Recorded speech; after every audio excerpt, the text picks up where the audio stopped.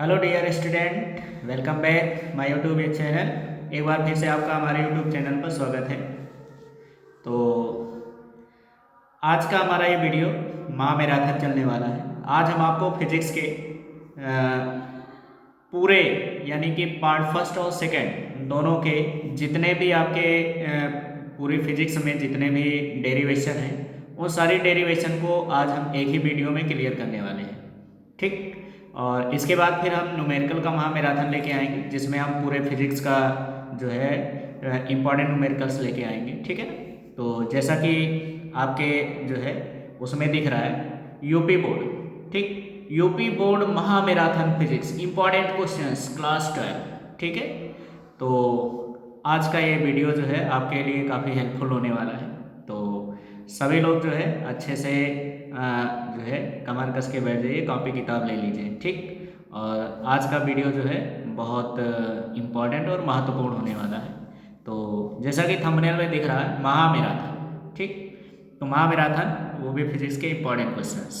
तो अब महामैराथन का मतलब याद रखना, इसमें केवल और केवल हम लोग पढ़ने वाले हैं डेरिवेशन। ठीक। तो चलिए शुरू करते हैं, वीडियो को ज़्यादा बड़ी नहीं करते हैं। ठीक। तो सभी लोग जो है अच्छे से तैयारी करते रहिए और जो भी दिक्कत हो आप कमेंट करके जो है ज़रूर बताएं। ठीक। आज हम आपको अपना जो है व्हाट्सअप नंबर भी दे देंगे, तो जिसको जो भी डाउट हो आप लोग जो है उस पर भी अपना डाउट बता दीजिए।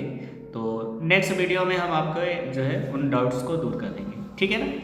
तो अगर डेली वीडियो नहीं मिल रही तो कोई बात नहीं, लेकिन जब भी हम लाएंगे इंपॉर्टेंट क्वेश्चंस के वीडियो ही आपके रहेंगे, आप ध्यान रखना। ठीक है ना। तो आप लोग बने रहिए, जैसे जैसे हमको टाइम मिलता रहेगा हम आपको वीडियो अपलोड करते रहेंगे। ठीक है ना।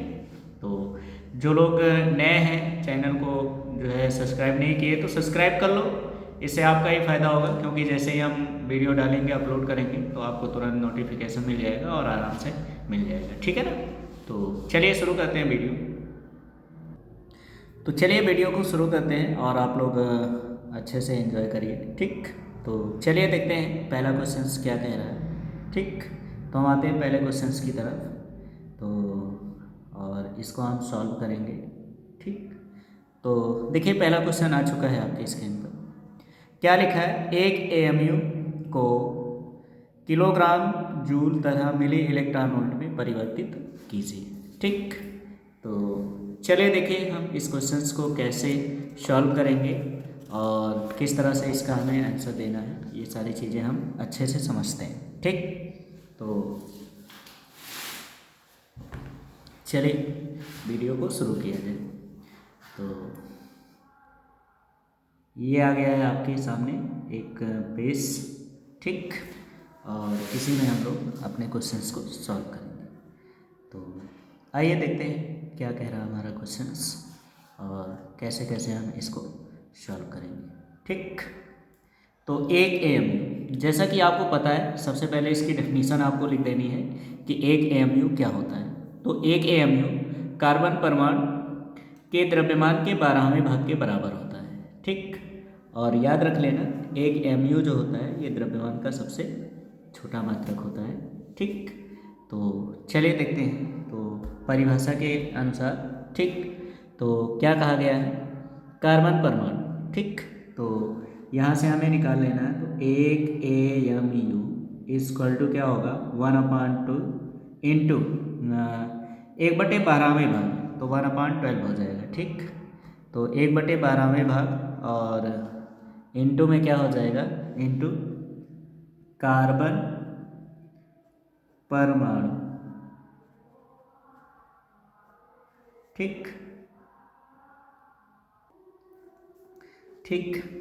तो कार्बन परमाणु का द्रव्यमान, का द्रव्यमान। ठीक। या ये लिख सकते हो 1/2 कार्बन के एक परमाणु, है ना, के एक परमाणु का द्रव्यमान, ये ध्यान रखना। ठीक। तो चलिए देखते हैं क्या होता है। तो आपको पता है जब इसको हम सॉल्व करेंगे तो 1/12 गुणे, अब कार्बन के एक परमाणु का द्रव्यमान कितना होता है भैया, तो 12/कैपिटल एन, जहाँ एन क्या होता है भाई, आवोगाद्रो संख्या। और एन की वैल्यूज़ क्या होती है आपको पता है, एन इक्वल टू कितना होता है, तो जिसको नहीं याद, याद रख लो, ठीक है ना। कितना होता है 6.02 इंटू 10⁻23, ठीक, इतना होता है, या चूकी करके डालो, ठीक। ये 12 से ये 12 हो जाएगा कैंसिल, ठीक। तो यहाँ हमारा बन जाएगा 1/n, n की वैल्यूज़ रखेंगे तो 6.02 इंटू 10⁻23, ठीक। अब इसको अगर हम डिवाइड करेंगे, सॉल्व करेंगे तो कितना आएगा, तो इसकी वैल्यूज़ हो जाएगी 1.66 इंटू 10⁻24। याद रखना ये वैल्यूज़ हमारी किस में आई है, ग्राम में। तो हमें पहले किस में बताना है, किलोग्राम में। लिखा है ना, 1 AMU को किलोग्राम, जूल और मिले इलेक्ट्रॉन वोल्ट में परिवर्तित करना है, ठीक। तो ये ग्राम में आ गया है। अब इसको हम क्या करते हैं, अब आपको पता है 1 ग्राम इक्वल टू कितना होता है 10⁻³ किलोग्राम। तो 10⁻³ से जब इसको हम मल्टीप्लाई कर देंगे तो इसकी वैल्यूज़ क्या हो जाएगी, 1 AMU इक्वल टू कितना हो जाएगा 1.66 इंटू 10⁻27 kg, ठीक। तो पहला रिलेशन हमारा आ चुका है, यही हमारा पहला रिलेशन होगा जिसे हम जो है 1 AMU और किलोग्राम में हो गया, ठीक। अब इसके बाद नेक्स्ट है, आगे देखो क्या कह रहा है। तो अगली हम वैल्यूज़ निकाल लेते हैं। तो ये किलोग्राम में हो गया। अब किस में जाना है, जूल में, ठीक। तो अब हम क्या करेंगे, आइंस्टीन का समीकरण रखेंगे। तो यहाँ लिखोगे आइंस्टीन, ठीक है ना, आइंस्टीन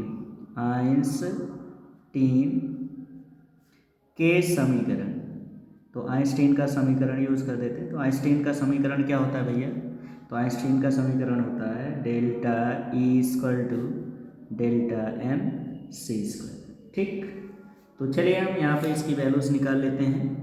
तो यहाँ पे हम इसकी वैल्यूज़ पुट कर देंगे तो क्या हो जाएगा, अब डेल्टा एफ, तो डेल्टा एफ की वैल्यूज़ क्या आई है 1.66 इंटू 10⁻27, ठीक, इंटू सी। अब सी क्या होती है, प्रकाश की चाल। तो आपको पता है सी की वैल्यूज़ भी आपको पता होना चाहिए, कितना होता है 3 इंटू 10⁸ मीटर पर सेकेंड, ठीक। तो ये सी की वैल्यूज़ है, तो सी के प्लेस में हम सी की वैल्यूज़ पुट करेंगे तो कितना हो जाएगा 3 इंटू 10⁸ का स्क्वायर, क्योंकि यहाँ पे क्या लगा हुआ है, स्क्वायर लगा हुआ, ठीक। तो ये स्क्वायर हो जाएगा। अब यहाँ पे हम क्या करेंगे, इसका स्क्वायर करके इसको मल्टीप्लाई कर देते हैं, ठीक।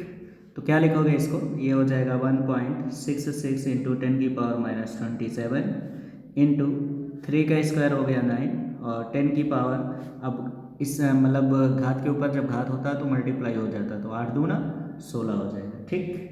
अब इसको हम लोग मल्टीप्लाई करेंगे तो 9 छक 54, यानी इसको मल्टीप्लाई करके आप जब करोगे तो क्या होगा 1.494 इंटू 10 की पावर। अब यहाँ -27 है और यहाँ 16 है, तो इसको जब माइनस करेंगे तो कितना हो जाएगा 10 की पावर -10, ठीक। तो ये हमारी वैल्यूज़ किस में आ गई, जूल में। तो हमें जूल में भी वो करना था, तो ये किस में आ गई, जूल में आ गई, ठीक। तो एक रिलेशन आपका ये हो जाएगा, ठीक, एक रिलेशन ये हो गई, ठीक। तो 1 AMU की वैल्यूज़ हमारी किस में कन्वर्ट हो चुकी, जूल में, ठीक। अब आगे चलते हैं, आगे क्या कह रहा है, तो अगला रिलेशन भी साथ में फाइंड करते हैं। अब चूँकि आपको पता है एक इलेक्ट्रॉन वोल्ट इक्वल टू कितना होता है 1.6 इंटू 10⁻19 जूल, ठीक। तो जूल, तो अब हमें इलेक्ट्रॉन वोल्ट में जाना है, तो हम क्या करेंगे 1.6 इंटू 10⁻19 से इसको डिवाइड कर देंगे, ठीक। तो क्या हो जाएगा 1 AMU इक्वल टू कितना हो गया 1.494 इंटू 10⁻10 को डिवाइड कर देते हैं 1.6 इंटू 10⁻19 से, ठीक।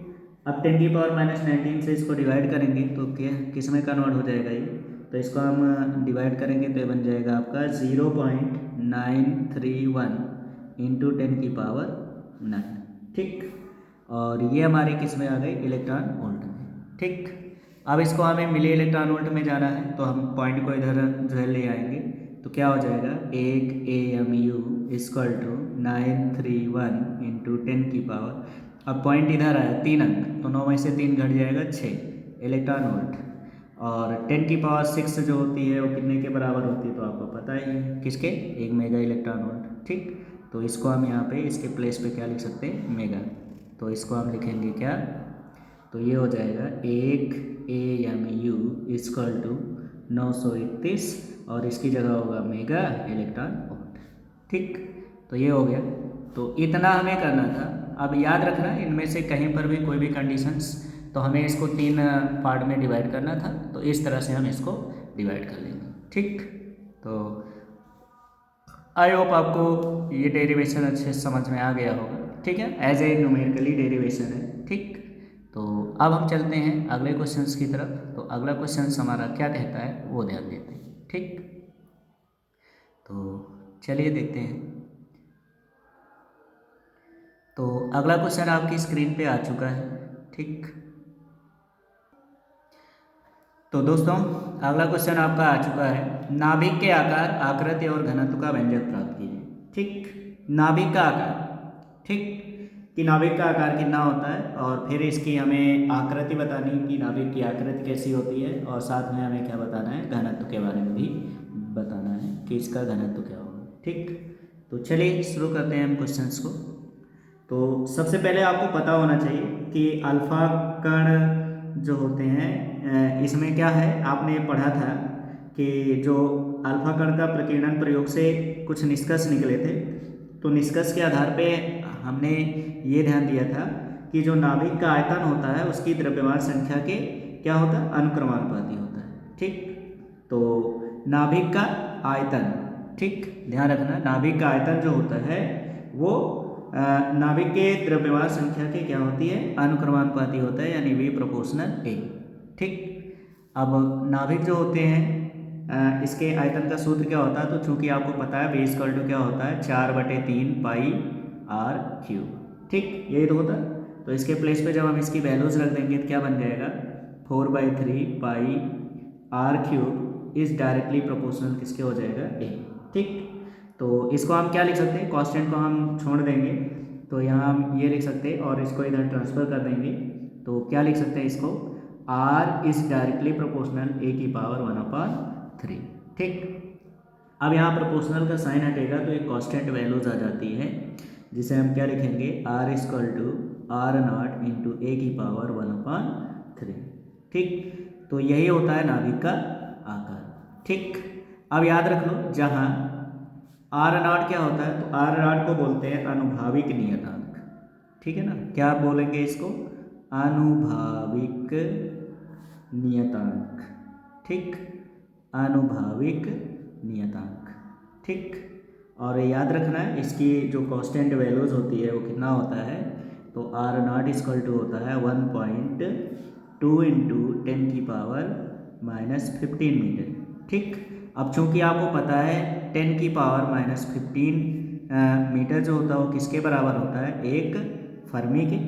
तो इसके प्लेस पे हम क्या लिख सकते हैं, फर्मी भी लिख सकते हैं। तो इसे हम चाहे तो ये भी लिख सकते हैं, r0 इक्वल टू 1.2 फर्मी। ठीक, तो ये हो गया। तो यही होता है नाभिक का आकार। तो पहला चीज हो गया। ठीक, यही नाभिक का आकार है, यही नाभिक का आकार है, आकार है। ठीक, ये हो गया। अब इसके बाद नेक्स्ट क्या कह रहा, आकृति, ये है आकार। ठीक, यहाँ लिख दीजिए आकार। ठीक, अब इसके बाद नेक्स्ट क्या है भैया, नेक्स्ट है आकृति। तो भाई आकृति में आपको पता है, ठीक, कि जो नाभिक होते हैं ये ज़्यादातर क्या होते हैं, गोलाकार ही होते हैं। ठीक, कुछ भारी तत्व के जो नाभिक होते हैं वो दीर्घाक्ष गोलाक की आकृति में होते हैं और इनका जो विरूपण होता है बहुत कम होता है, बहुत सूक्ष्म होता है। इसलिए नाभिक की आकृति को लगभग क्या मानी गई है, गोली मानी गई। इसलिए इसका आकृति जो होता है वो कैसा होगा, गोलाकार होगा या गोली होता है। ठीक है, तो कैसा होता है, गोली होता है। ठीक, इसके बाद देखो अगला है घनत्व। तो अब घनत्व हेडिंग डाल करके हम घनत्व का व्यंजक प्राप्त कर लेते हैं। ठीक, तो चलिए देखते हैं घनत्व हम कैसे निकालेंगे और इसका कंडीशंस क्या होता है वो हम ध्यान देते हैं। ठीक,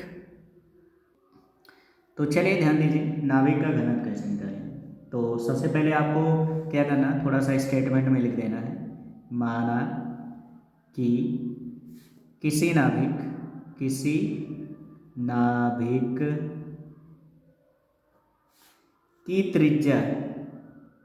की त्रिज्या r है, ठीक। द्रव्यमान संख्या a तथा प्रति न्यूक्लियन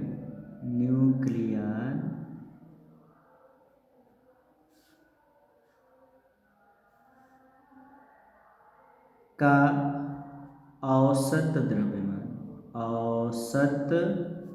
द्रव्यमान स्मॉल m, ठीक। इतना स्टेटमेंट लिख देना, ठीक। अब इसके बाद हम क्या करेंगे, हमें निकाल लेना है नाभिक का द्रव्यमान, ठीक। तो नाभिक का द्रव्यमान को हम कैपिटल M से प्रेजेंट करेंगे। और नाभिक का द्रव्यमान क्या होता है, प्रति न्यूक्लियन औसत द्रव्यमान इंटू न्यूक्लियनों की संख्या, ठीक। तो प्रति न्यूक्लियन औसत द्रव्यमान हम क्या माने हैं, स्मॉल m, और इसकी द्रव्यमान संख्या जो है वो क्या है, a, तो इंटू क्या हो जाएगा, a। तो ये हो गया आपका औसत यानी कुल न्यूक्लियनों की संख्या यानी कि नाभिक का द्रव्यमान। अब चूंकि आपको आयतन, तो सबसे पहले आपने एक फार्मूला पढ़ा होगा, क्या, द्रव्यमान इक्वल टू क्या होता है, आयतन इंटू क्या होता है, घनत्व, ठीक। तो चलिए इसी पे हम लोग वैल्यूज पुट कर देते हैं और इसकी वैल्यूज तुरंत खट्टा से फाइंड कर लेते हैं, ठीक।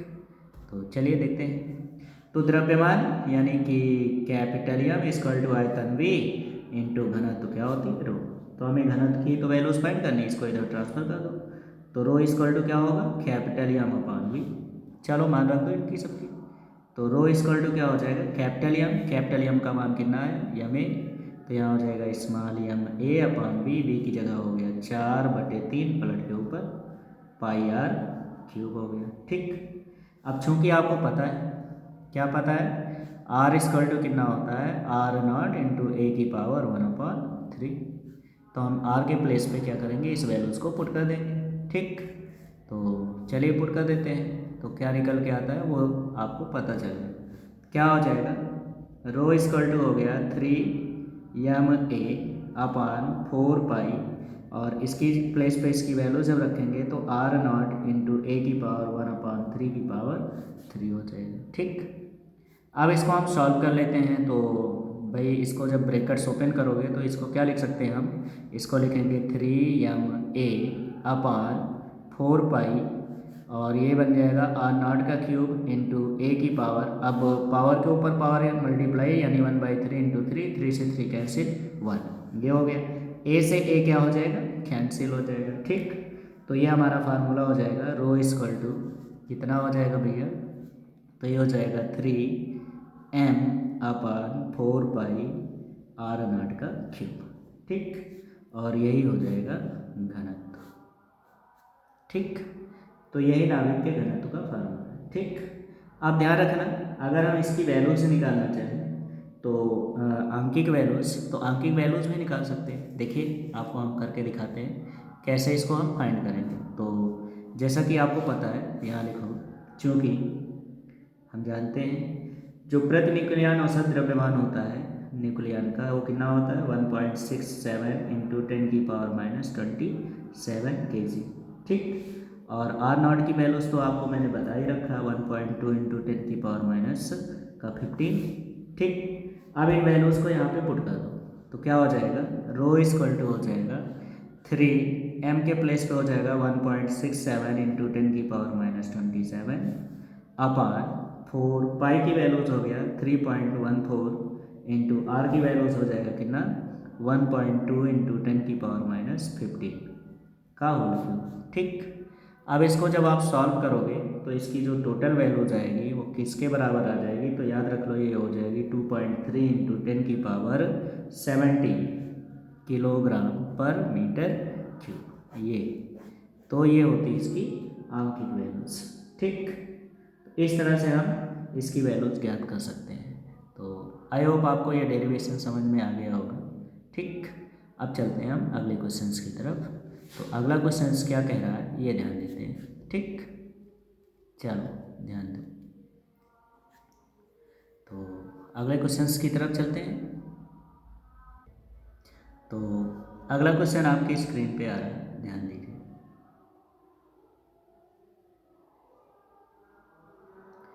तो भाई अगला क्वेश्चन आपकी स्क्रीन पे आ चुका है और इस क्वेश्चंस को हमें सॉल्व करना है। तो क्या लिखा है, हाइड्रोजन सादृश्य परमाणुओं का बोर के सिद्धांत की व्याख्या कीजिए। ठीक, तो बहुत ही अच्छा क्वेश्चन है। चलिए हम लोग इसमें बहुत सारी चीज़ें निकालेंगे, तो कैसे कौन सी वैल्यूज फाइंड करना है उनको हम देखते हैं। तो चलिए ध्यान दीजिए, सबसे पहले आपको पता होना चाहिए कि हाइड्रोजन सादृश्य परमाणु, ठीक, क्या होता है। पहले इसके बारे में हम लोग जब जान लेते हैं। हाइड्रोजन सादृश्य परमाणु, इसका अर्थ क्या होता है। ठीक, पहले हम इसके बारे में जान लेते हैं। तो याद रखो, इसका मतलब होता है ये एक ऐसे धनायन से होता है जिसका परमाणु क्रमांक यानी कि Z की वैल्यू से होती है, वो कितनी होती है, 1। ठीक, और याद रखना जिसकी कक्षा में केवल एक ही इलेक्ट्रॉन चक्कर लगा सकता है उसे ही हम कहते हैं हाइड्रोजन सादृश्य परमाणु। आई होप आपको समझ में आ गया होगा। हाइड्रोजन सादृश्य परमाणु का मतलब हो गया क्या कि इसका मतलब होता है एक ऐसे धनायन से होता है जिसमें मतलब जिसका परमाणु क्रमांक कितना हो, 1 हो, और जिसकी कक्षा में केवल एक ही इलेक्ट्रॉन चक्कर लगाते हैं, ऐसे परमाणु को हम क्या कहते हैं, हाइड्रोजन सादृश्य परमाणु। ठीक, अब इसके बाद आपको करना क्या है, जब इस क्वेश्चन को आप सॉल्व करोगे तो थोड़ा सा आपको स्टेटमेंट लिखना रहेगा। तो स्टेटमेंट लिखना रहेगा माना। ठीक, अब पूरा हम नहीं लिखते, ध्यान रखना क्या लिखोगे, माना किसी हाइड्रोजन सादृश्य परमाणु की nवीं कक्षा की त्रिज्या। ठीक, nवीं कक्षा की त्रिज्या जो है, त्रिज्या उसे हम किससे दिखाएंगे, आर्यन से प्रेजेंट कर देंगे। ठीक है, हमने मान लिया कि जो आपका हाइड्रोजन सादृश्य परमाणु है उसकी nवीं कक्षा की त्रिज्या कितनी है, आर्यन है। वेग क्या होगा, वेग vn, और जो है इस वेग से इलेक्ट्रॉन क्या करता है, चक्कर लगा रहा है। और अब आपको पता है, ठीक ना, वेग से चक्कर लगा रहा है, बस इतना लगा ले, लिख लें बस। ठीक, इसके बाद अब आपको पता है कि बोहर ने क्या बताया था, तो हम बोहर की प्रथम परिकल्पना से क्या लिखोगे, बोहर की प्रथम परिकल्पना, प्रथम परिकल्पना या केवल परिकल्पना लिख देना, बोहर की परिकल्पना के अनुसार, परिकल्पना के अनुसार। ठीक, तो प्रथम यानी इन्होंने अपनी परिकल्पना में क्या बताया था, जो परमाणु होता है, जैसे मान लो ये कोई परमाणु हो गया, ठीक, और ये है इसका नाभिक। ठीक, और इसका जो परमाणु क्रमांक है वो क्या है, +Zd। ठीक, और ये है कोई इलेक्ट्रॉन जो इस जो है कक्षा में क्या कर रहा है, चक्कर लगा रहा है। ठीक, तो ये क्या है, इलेक्ट्रॉन है, ये क्या है, इलेक्ट्रॉन है। और ये जो है Vn वेग से इस मतलब कक्षा में चक्कर लगा रहा, और इसकी जो त्रिज्या है उसको हमने क्या मान रखा, आर्यन। ठीक, ये हो गया। तो ये इसमें क्या कर रहा है, चक्कर लगा रहा है। ठीक, तो अब ये चक्कर लगा रहा, तो बोहर ने क्या बताया था कि परमाणु के अंदर वही इलेक्ट्रॉन चक्कर लगा सकते हैं जिनका कोणीय संवेग यानी कि mvr। ठीक, अब n से प्रेजेंट कर रहे हो तो vn आर्यन। ठीक, इनका कोणीय संवेग किसके बराबर होता है, NH/2π के गुणज होते हैं। ठीक, तो इसको आप मान लीजिए इक्वेशन फर्स्ट। ठीक, तो ये हो गया। अब इसके बाद ध्यान दीजिएगा, ठीक, पूरा आ जाए, ये हो गया। ठीक, चलिए आप ध्यान दीजिए, तो ये बताया था। ठीक, अब हम यहाँ पे ध्यान देते हैं। चलिए, ठीक, तो ये थी पहला इक्वेशन मान लेंगे, यही थी बोहर की पहली परिकल्पना। ठीक, अब दूसरी चीज़, जो इलेक्ट्रॉन है जो इस कक्षा में घूम रहे हैं, तो ठीक, तो आपको पता है कि इलेक्ट्रॉन अगर वृत्ताकार कक्षा में तभी जो है घूम सकते हैं जब इन पे अवकेंद्र बल वर्क करेगा। ठीक, अब घूम रहा है तो इसका मतलब क्या हो गया कि इलेक्ट्रॉन पर अवकेंद्र बल वर्क कर रहा है। ठीक, तो ये अवकेंद्र बल जो होता है नाभिक और इलेक्ट्रॉन के बीच लगने वाला जो वैद्युत आकर्षण बल होता है उसी से प्राप्त होता है। तो अवकेंद्र बल का सूत्र आपको पता ही है, क्या होता है, mv_n का स्क्वायर अपान rn। ठीक, इक्वल टू क्या होता है 1/4 पाई, ये f की वैल्यूज कूलाम के नियम से f इक्वल टू क्या होता है 1/4 पाई एप्सिलॉन 0 q1 q2 अपान r स्क्वायर, ये तो होता है। तो q1 का काम ये कर रहा है और q2 काम ये कर रहा है। ठीक है ना, तो एक ये चार्ज हो गया, एक ये चार्ज हो गया। ठीक, तो क्या हो जाएगा 1/4 पाई एप्सिलॉन 0 और यहाँ हो गया q1, तो q1 की जगह हम रखेंगे ZE और q2 की वैल्यूज हो गया E अपान, तो इनके दोनों के बीच की दूरी जो है वो क्या है आर्यन का स्क्वायर। ठीक, एक आर्यन से हम एक आर्यन को यहाँ पे कैंसिल कर देंगे तो हमारा जो कंडीशंस बन जाएगा mv_n स्क्वायर इक्वल टू कितना हो जाएगा, तो इसको मल्टीप्लाई कर लेंगे तो ZE square upon 4 pi epsilon 0 r n, ये बन जाएगा। ठीक, अब यहाँ पे हम लोग करेंगे क्या, इसको मान लेंगे इक्वेशन सेकंड।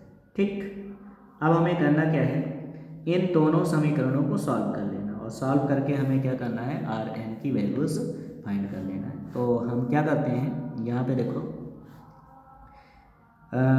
अगर हम यहाँ से m से मल्टीप्लाई कर दें, ठीक, तो इसमें क्या करना है m से इसको मल्टीप्लाई कर दो और m से इधर भी मल्टीप्लाई कर दो, तो m से m मल्टीप्लाई हो जाएगा तो क्या बन जाएगा m स्क्वायर vn का स्क्वायर इक्वल टू का हो जाएगा ZME स्क्वायर अपान कितना हो जाएगा 4 पाई एप्सिलॉन 0 आर्यन। ठीक, अब यहाँ पे ध्यान रखना, आप चाहो तो z की वैल्यूज रख सकते हो या z को साथ में ले भी सकते हो। ठीक, तो इसको हम क्या लिख सकते हैं, इसको हम लिखेंगे mv_n पूरे का whole square is equal to क्या हो जाएगा ZME square upon 4 pi epsilon 0 r n square, sorry r n है केवल। ठीक, अब यहाँ से देखो अगर हम इसको पक्षांतर कर देंगे यहाँ पे, तो इसको जब आप पक्षांतर करोगे तो क्या होगा, आर्यन इधर आएगा तो क्या बन जाएगा mv_n इक्वल टू क्या हो जाएगा NH अपान 2 पाई आर्यन, ये तो बन जाएगा। तो हमें करना क्या है, इस वैल्यूज को यहाँ पे पुट कर देना है इसके प्लेस पे। तो जब यहाँ पे पुट करोगे तो क्या हो जाएगा n square h square upon 4 pi square r n का स्क्वायर इज इक्वल टू क्या हो जाएगा ZME square upon 4 pi epsilon 0 r n का स्क्वायर, सॉरी आर्यन ही केवल।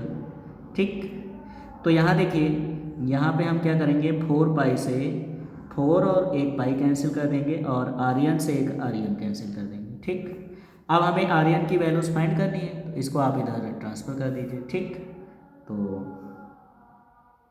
जब इसको हम ट्रांसफ़र करेंगे तो क्या बन जाएगा ये ध्यान देते हैं। ठीक, तो जब इसको आप इधर ट्रांसफ़र करोगे तो क्या बन जाएगा आर्यन इक्वल टू, ये सब नीचे आ जाएंगे, ये ऊपर जाएगा। ठीक, ये इधर गया तो ये इधर आ जाएगा। ठीक, तो पहले हम क्या लिखेंगे n square h square epsilon 0 अपान यहाँ बचा है हमारा पाई और ये हो गया ZME स्क्वायर, राइट। तो यहाँ से हम आर्यन की वैल्यूज फाइंड कर लिए हैं, तो यहाँ से हम इसको क्या लिख सकते हैं, अब यहाँ ध्यान दीजिए, तो इसको हम लिखेंगे r n equal to epsilon 0 h square upon ZM pi E square, ये पाई है, ठीक है, इनटू n स्क्वायर। ठीक, अब देखो एप्सिलॉन 0 ये भी कांस्टेंट है, h ये भी कांस्टेंट है और यहाँ पे हमारा ये जो है m ये भी कांस्टेंट है और पाई भी कांस्टेंट है। ठीक, ये भी कांस्टेंट है। तो यहाँ से हमारा निष्कर्ष क्या निकल रहा है, निष्कर्ष ये निकल रहा है कि आर्यन डायरेक्टली प्रोपोर्शनल होगा n स्क्वायर अपॉन z। ठीक, अब हाइड्रोजन सादृश्य परमाणु है तो z के लिए वैल्यूज क्या होगी 1 हो जाएगी। तो यहाँ से हमारा निष्कर्ष क्या निकल रहा कि आर्यन, ठीक है, क्या निकल रहा आर्यन डायरेक्टली प्रोपोर्शनल होगा किसके n स्क्वायर के। ठीक, तो यहाँ से कंडीशंस क्या निकल रहा है कि हमारी जो हाइड्रोजन सदृश परमाणु की कक्षा की जो त्रिज्या होती है वो मुख्य क्वांटम संख्या के वर्ग के अनुक्रमानुपाती होता है। ठीक, तो आई होप आपको इतना समझ में आ गया होगा। ठीक, तो ध्यान रखना, जब आपसे कभी त्रिज्या की डेरिवेशन पूछे तो आप यहाँ पे लाके छोड़ देना, ठीक, ये हो जाएगा। अब यहाँ से आपके न्यूमेरिकल सॉल्व हो जाएंगे, ठीक, ये भी ध्यान रखना, तो न्यूमेरिकल भी सॉल्व करने में आ जाता है। तो चलिए अब हम करते हैं अगले क्वेश्चंस की वैल्यूज।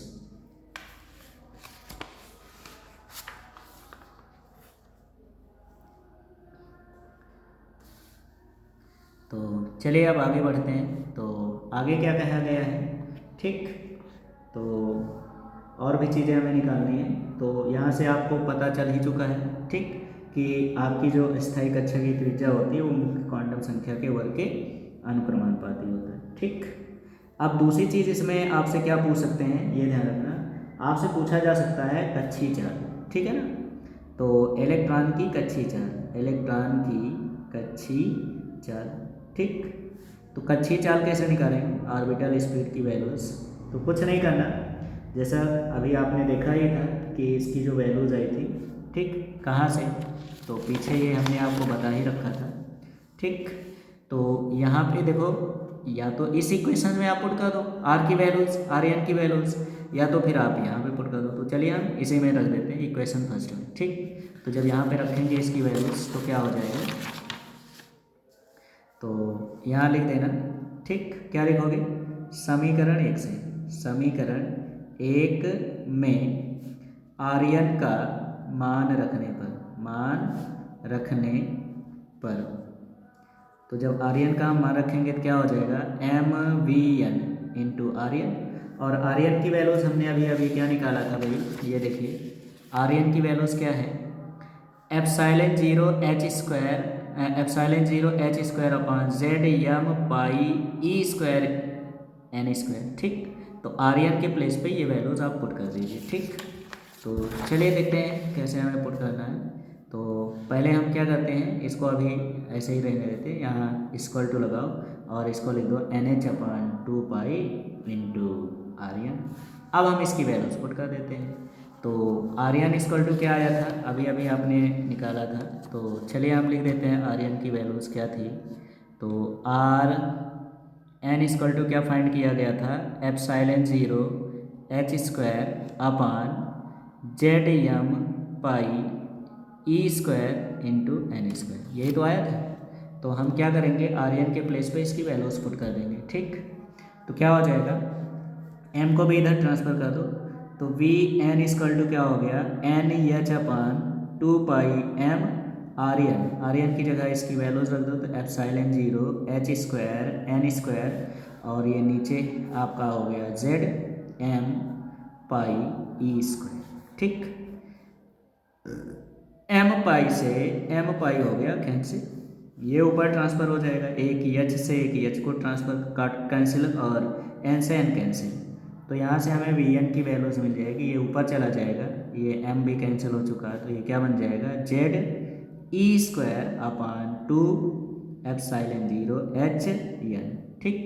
अब यहाँ से देखो निष्कर्ष क्या निकल रहा है, तो वी एन इक्वल टू क्या हो जाएगा, Z E square upon 2 pi epsilon 0 H into 1 upon N, ऐसे भी लिख सकते हैं। तो यहाँ से हमारा क्या निष्कर्ष निकल रहा है कि वी एन डायरेक्टली प्रोपोर्शनल है किसके, 1 अपान एन के, ठीक। ये रिजल्ट निकल रहा है, ठीक है। तो ये तो आपका वी एन की वैल्यूज फाइंड हो चुकी है, ठीक। ये रिजल्ट निकल के आया और ये रिजल्ट क्या कह रहा कि हमारी जो इलेक्ट्रॉन है, इलेक्ट्रॉन की जो वेलोसिटी है, वेग है, वो क्या है, तो इसका वेग जो है वो मुख्य क्वांटम संख्या के 1/n, ठीक है ना, यानी क्या हो गया, व्युत्क्रमानुपाती, ठीक। तो जो भी इलेक्ट्रॉन परमाणु में चक्कर लगाते हैं वो क्या होती है, मुख्य क्वांटम संख्या के व्युत्क्रमानुपाती होते हैं, अर्थात जैसे जैसे उसकी जो कक्षा होगी, है ना, जैसे जैसे उसकी कक्षा की संख्या बढ़ती जाएगी उसकी वेलोसिटी क्या होगी, कम होती जाएगी भाई, इन्वर्सली प्रोपोर्शनल। तो n बढ़ रहा तो वी एन क्या होगा, कम होगा, ठीक। तो अगली वैल्यूज हमें जो निकालनी है वो क्या है, तो अब यहाँ से आपसे क्या क्या पूछ सकते हैं, ध्यान दीजिए, आपसे गतिज ऊर्जा पूछ सकते हैं, ठीक। तो गतिज ऊर्जा निकाल लेना, है ना। तो चलिए देखते हैं क्या क्या हमें यहाँ पे निकाल लेना है। तो मेन चीज़ें, है ना, ऊर्जा तक पूछेंगे, ठीक। तो अब हम निकालेंगे स्थायी कक्षा में इलेक्ट्रॉन की ऊर्जा, ठीक। तो अगला टॉपिक हमारा क्या है, स्थायी कक्षा में इलेक्ट्रॉन की ऊर्जा। ठीक, तो चलो देखते हैं कैसे निकालना है। ठीक, अब चूंकि आपको पता है इलेक्ट्रॉन की गतिज ऊर्जा है, यानी कि Kn से प्रेजेंट करेंगे। क्या फार्मूला होता है, हाफ mVn का स्क्वायर। ठीक, तो Vn की जगह हम Vn की वैल्यूज यहाँ पे रख देते हैं, जो यहाँ पे निकला था। तो क्या हो जाएगा, Kn equal to half mVn। तो ये वैल्यूज रखेंगे तो भाई इसका स्क्वायर हो जाएगा। तो क्या हो जाएगा, ZE² अपान 2 एप्सिलॉन 0 HN का होल स्क्वायर। ठीक, अब इसको हम सॉल्व करेंगे तो इसकी वैल्यूज क्या हो जाएगी, तो ये बन जाएगा भैया क्या, यहाँ हो गया mZ² e की पावर 4 हो जाएगा अपान नीचे आपका हो गया 2 का स्क्वायर 4 से 2 मल्टीप्लाई होके कितना हो गया 8 एप्सिलॉन 0 का स्क्वायर H² इंटू N²। ठीक, ये हो गई। इसको हम मान लेते हैं इक्वेशन सेकंड तक हो गया, इसको मान लो थर्ड। ठीक, इसके बाद आपको करना क्या है, ध्यान दीजिए, इतना हो गया। अब इसके बाद हम क्या करेंगे, स्थितिज ऊर्जा निकाल लेते हैं। तो स्थितिज ऊर्जा, ठीक, क्या होगी, स्थितिज ऊर्जा। तो स्थितिज ऊर्जा को हम किससे प्रेजेंट करते हैं, UN से प्रेजेंट करते हैं। तो इसका फार्मूला क्या होता है भैया, 1/4 पाई एप्सिलॉन 0 Q1। तो Q1 की वैल्यूज क्या थी, Zd। ठीक, और इंटू Q2 की वैल्यूज -E हो गई अपान दूरी, तो दूरी क्या हो गई, Rn। ठीक, Rn की वैल्यूज यहाँ पे पुट करो। तो जब Rn की वैल्यूज यहाँ पे पुट करेंगे तो UN इक्वल टू हो गया 1/4 पाई एप्सिलॉन 0 माइनस साइन ये रख लेते हैं, इंटू क्या हो गया ZE²। और Rn की वैल्यूज जब पुट करेंगे तो Rn की वैल्यूज क्या निकली थी भाई, एप्सिलॉन 0 H² N² अपान ZM पाई E² ऊपर चला जाएगा। ठीक, अब इसको अगर हम सॉल्व कर लें तो क्या वैल्यूज हमें मिलेगी यहाँ पे, ध्यान दीजिएगा। तो UN इक्वल टू हो गया माइनस, अब Z से Z मल्टीप्लाई होगा तो M को पहले लिख देते हैं। तो M और यहाँ पाई से आपका पाई हो गया कैंसिल, तो ये हो गया M, Z से Z मल्टीप्लाई होके क्या हो गया Z², और E से ही मल्टीप्लाई होके E की पावर 4 अपान यहाँ हो गया 4। ठीक, और ये हो गया 4। ठीक, और एप्सिलॉन से एप्सिलॉन मल्टीप्लाई होके एप्सिलॉन 0 का स्क्वायर H² N², ये निकल। ठीक, अब हमें क्या करना है, हमें तो इलेक्ट्रॉन की कुल ऊर्जा निकालनी है। तो यहाँ लिखेंगे इलेक्ट्रॉन की कुल ऊर्जा। तो कुल ऊर्जा यानी कि E की वैल्यूज, तो En इक्वल टू क्या हो जाएगा, UN प्लस Kn। ठीक, अब दोनों की वैल्यूज हम यहाँ पे पुट कर देते हैं। ठीक, तो इसको आप इक्वेशन 4 मान लेना।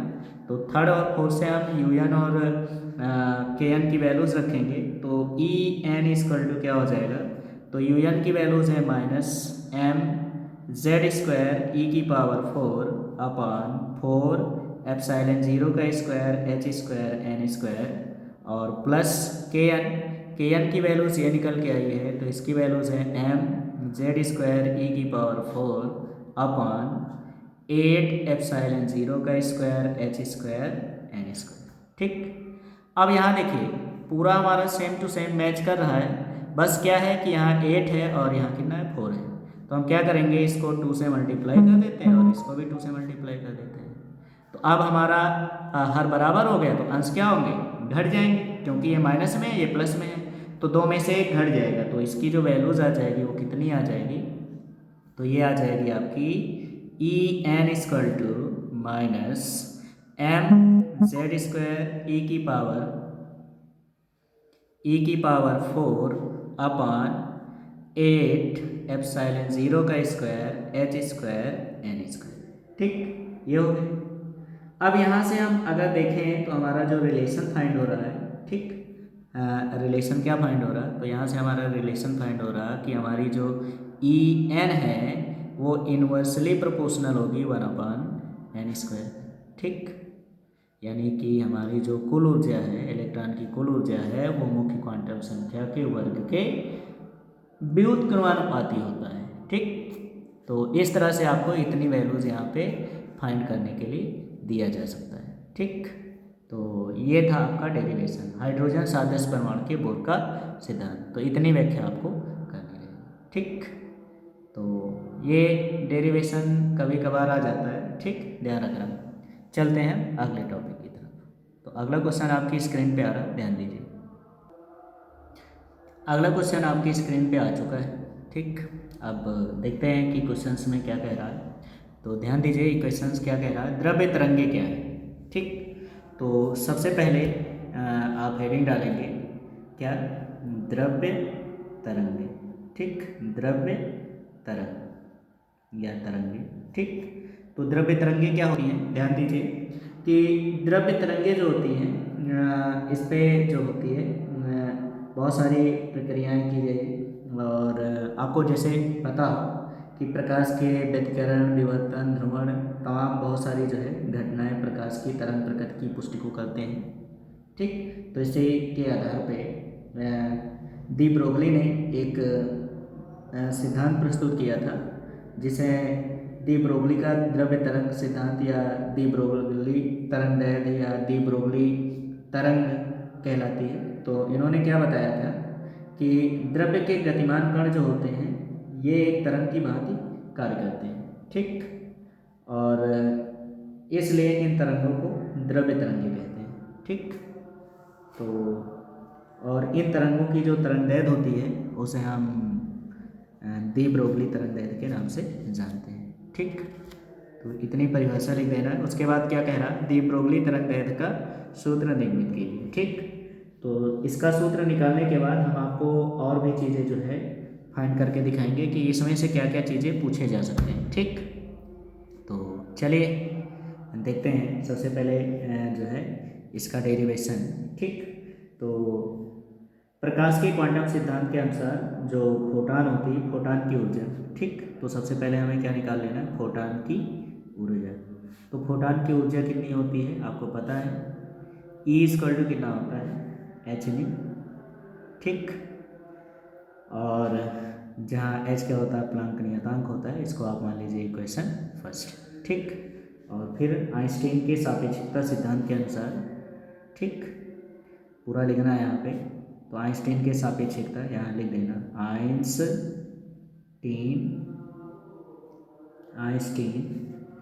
के सापेक्षिकता के सिद्धांत से क्या बताया था इन्होंने, E = mc²। ठीक, अब आपको करना क्या है, E के प्लेस पे E की वैल्यूज पुट करो। ठीक, तो यहाँ पे जब पुट करोगे तो क्या हो जाएगा, h/nu = क्या होगा, mc²। ठीक, अब चूंकि आपको पता है न्यू = क्या होता है, c/λ, तो जब यहाँ पे इसकी वैल्यूज रखेंगे तो क्या हो जाएगा, hc/λ = mc²। एक c से एक c क्या हो गया, कैंसिल। अब लैम्डा को हम इधर ट्रांसफर कर दें। ठीक, लैम्डा को इधर ट्रांसफर कर दें, तो जब लैम्डा को इधर ट्रांसफर कर देंगे तो क्या हो जाएगा, लैम्डा = हो जाएगा h/mc। ठीक, अब यहाँ पे हो गया h/mc, और आपको पता है कि mc जो होती है ये क्या होती है, mc जो होती है ये किसका, फोटान का संवेग होता है, फोटान का संवेग होता है। ठीक, तो अगर ये संवेग है तो इसको हम किसके बराबर पुट कर सकते हैं, p के बराबर। ठीक, तो यहाँ पे जब हम p पुट करेंगे तो लैम्डा = क्या हो जाएगा, h/p हो जाएगा। ठीक, कितना हो गया, h/p। अब अगर हम मान लेते हैं, यहाँ लिख देना, यदि m द्रव्यमान का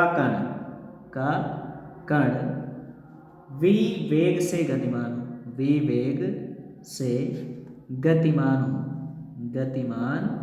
हो तो कण की दी ब्रोगली तरंगदैर्ध्य। अब कण की दी ब्रोगली तरंगदैर्ध्य, तो पहले तो कण का संवेग पहले ये निकाल लेते हैं, कण का संवेग, तो कण के संवेग यानी कि p = क्या होता है, mv।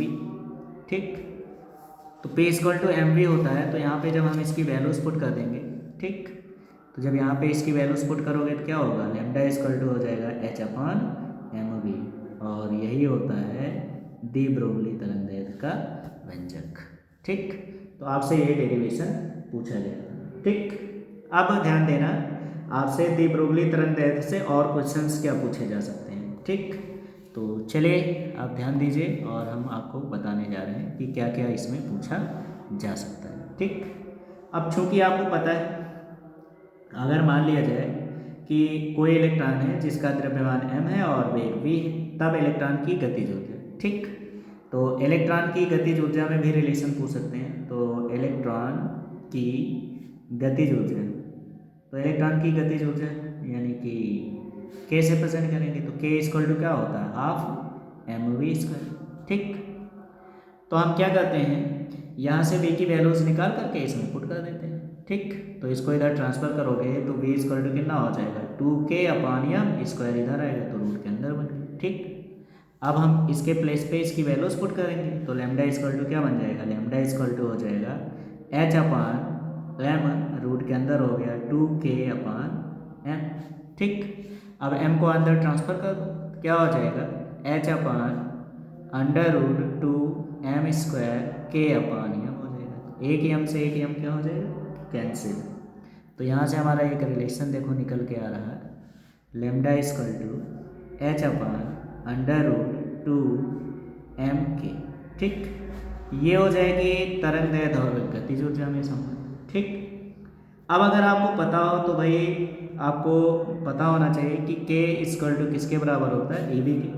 ठीक, यानी जब कोई इलेक्ट्रॉन का आवेश q हो और उसे v विभवांतर से त्वरित किया जाए तो इलेक्ट्रॉन की गतिज ऊर्जा जो होती है वो किसके बराबर होती है, ev, यानी कि इलेक्ट्रॉन। ठीक, अब अगर हम k के प्लेस पे इसकी वैल्यूज पुट कर दें तो क्या बन जाएगा, तो ये हो जाएगा lambda equal to h/√2m ev हो जाएगा। ठीक, ये निकल आ जाएगा। तो ये भी चीज़ आपसे पूछ सकते हैं। ठीक है ना, ध्यान देना, यहाँ तक भी पूछ सकते हैं। अब मान लो सपोज दैट आपको जो है इनकी वैल्यूज है, तो प्लांक नियतांक यानी एच की वैल्यूज आपको पता है 6.6 × 10⁻34। ठीक, ये होती है। ठीक, जूल सेकेंड। और m, तो इलेक्ट्रॉन का द्रव्यमान 9.1 × 10⁻31 किलोग्राम, ये हो गया। ठीक, इलेक्ट्रॉन का चार्ज आपको पता ही है 1.6 × 10⁻19। तो इन वैल्यूज़ को अगर हम यहाँ पे पुट कर दें तो क्या निकल के आएगा, ये ध्यान दीजिए। तो ये हो जाएगा लैम्डा इक्वल टू, यहाँ हो जाएगा 6.6 × 10⁻34/√2, m के प्लेस पे हो गया 9.1 × 10⁻31, e की वैल्यूज 1.6 × 10⁻19 v। ठीक, अब इसको अगर आप सॉल्व करोगे तो सॉल्व करने पे आपको इसकी वैल्यूज मिलेगी लैम्डा इक्वल टू, ठीक है ना, कितना मिल जाएगा, तो 12.27/√v। ठीक, और ये वैल्यूज हमारे किस में प्राप्त होगी, एंगस्ट्रॉम में। तो ध्यान रखना, यहाँ तक आपसे पूछ सकते हैं, या इसको ऐसे भी दे सकते हैं, लैम्डा इक्वल टू √150v। ठीक, तो इतना आपसे डेरिवेशन और भी आगे बढ़वाया जा सकता है, तो इतना ध्यान रखना, इतना आपसे आगे पूछा जा सकता है। ठीक, आई होप आपको ये क्वेश्चंस का भी आंसर समझ में आ गया होगा। अब हम चलते हैं अगले क्वेश्चंस की तरफ। तो अगला क्वेश्चन आपकी स्क्रीन पे आ रहा है, ध्यान दीजिए। तो अगला क्वेश्चन आपकी स्क्रीन पे आ चुका है।